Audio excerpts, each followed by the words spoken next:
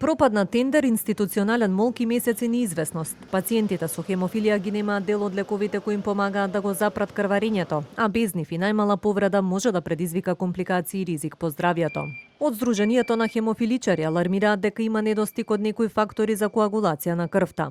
Од кога пропаднал тендерот, досега се обидуваат да стапат во контакт со Министерството за здравство, но безуспешно. Прво требаше да го решат тендерот кој што го поништи фармацеутската компанија, затоа што нема доволно производство, може веднаш да распишат нов тендер. Парите остана. Они не го направија тоа.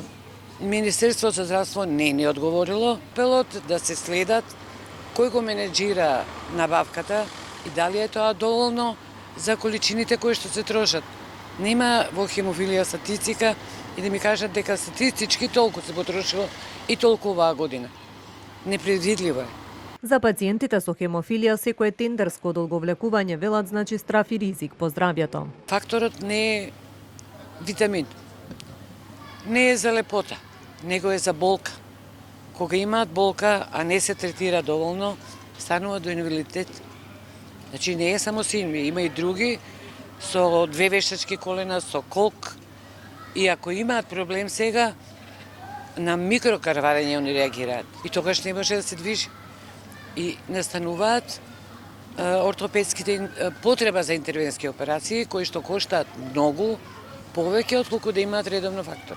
Од Министерството за здравство велат дека тендерските процедури сега се при крај, а следната недела се очекува да пристигне и донација за еден од лековите. Од Институтот за трансфузиона медицина информираат дека во завршна фаза е постапката за спроведување нова јавна набавка за лекови за хемофиличари.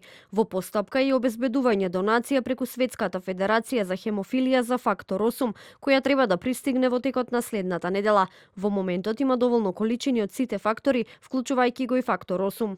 Кај лицата со хемофилија крвта не може нормално да се згручи, па крварењето трае подолго и може да биде ризик и при најмала повреда.